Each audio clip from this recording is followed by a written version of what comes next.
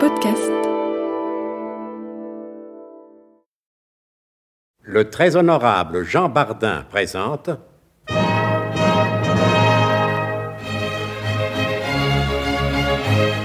Bon baiser de partout. Une émission secrète de...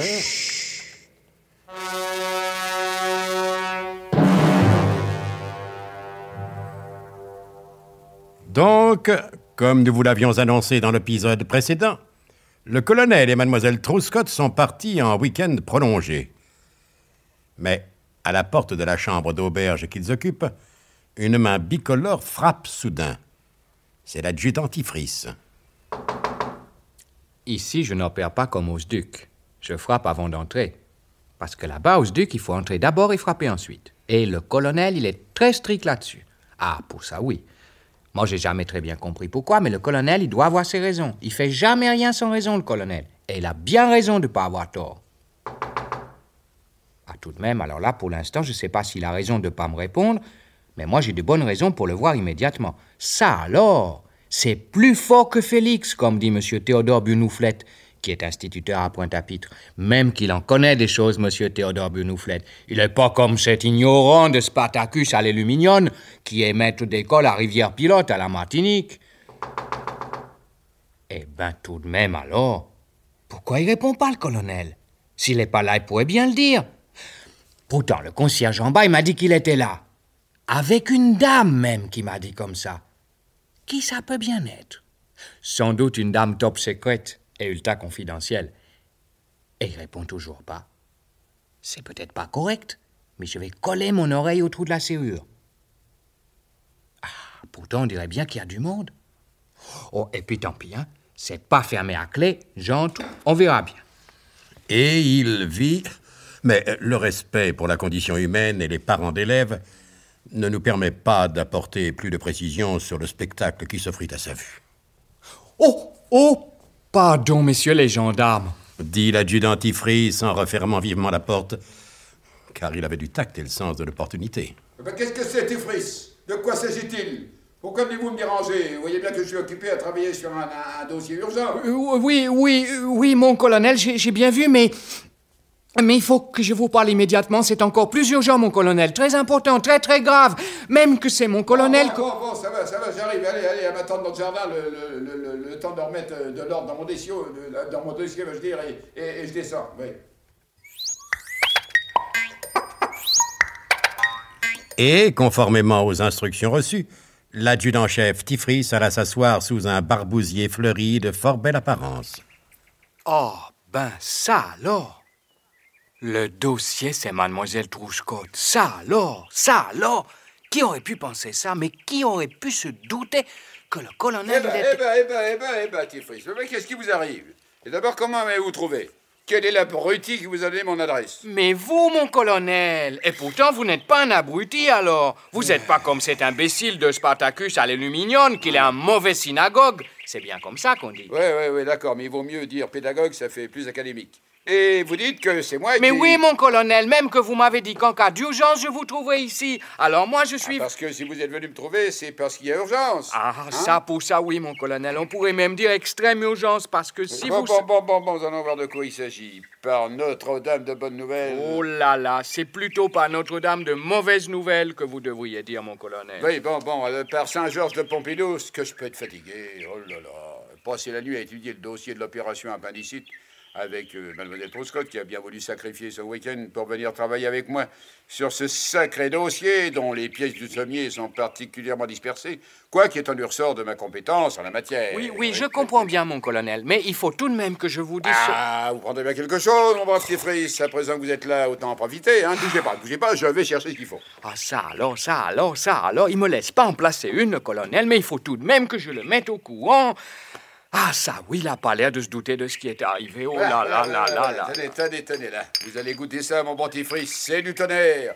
Ça vous révélerait un licencié de l'existence comme rien du tout. Et ça le réintégrerait aussi sec dans la vie courante. Allez, goûtez-moi ça, bon, hein? Hein?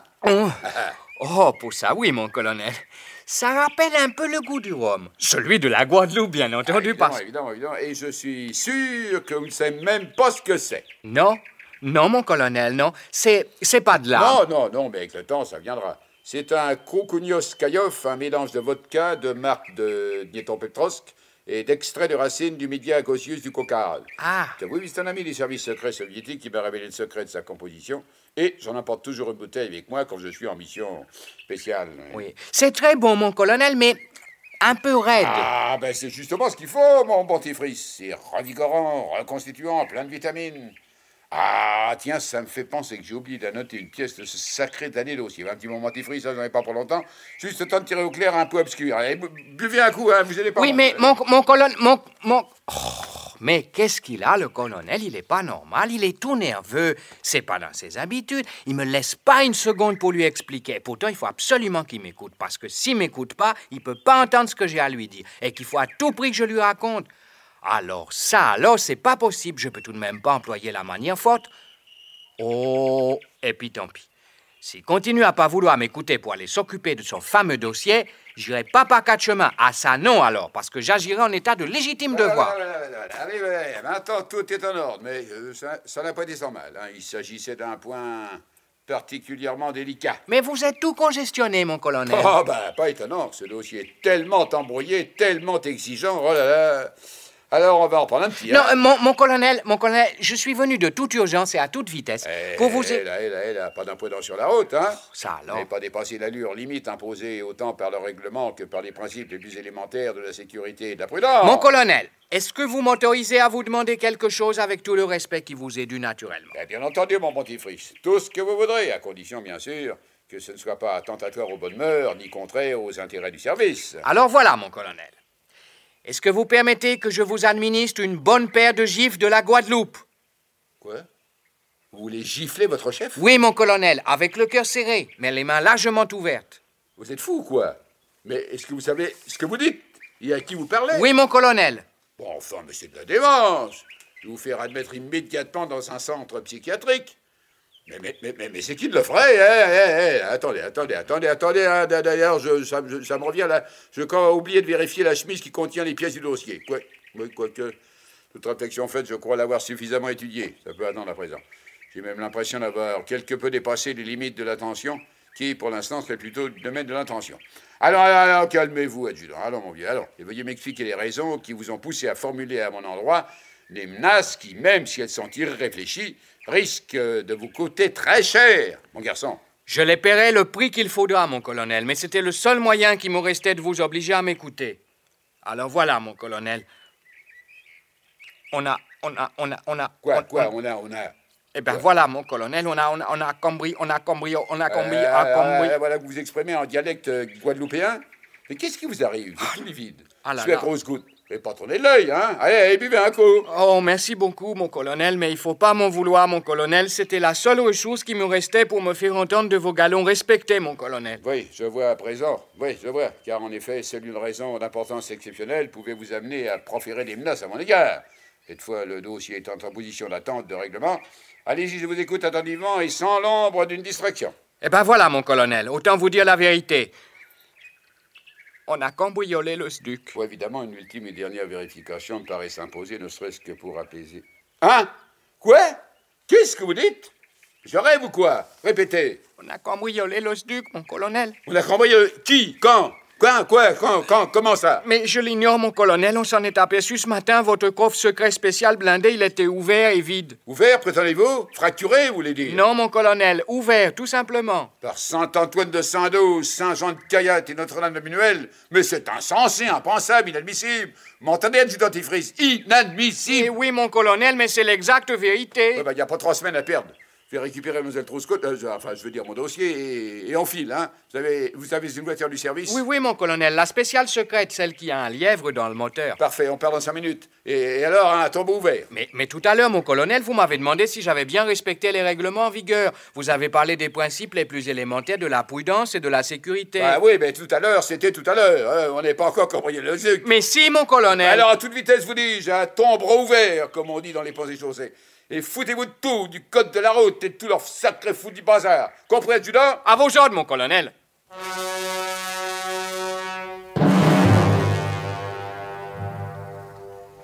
Et ils firent comme le colonel avait dit. Qui peut bien avoir cambriolé le coffre-fort secret blindé du colonel? Quelque chose me dit que nous ne devrions pas tarder à l'apprendre au cours des prochains épisodes de notre grand feuilleton de prévention routière et d'espionnage, Bon baiser de partout.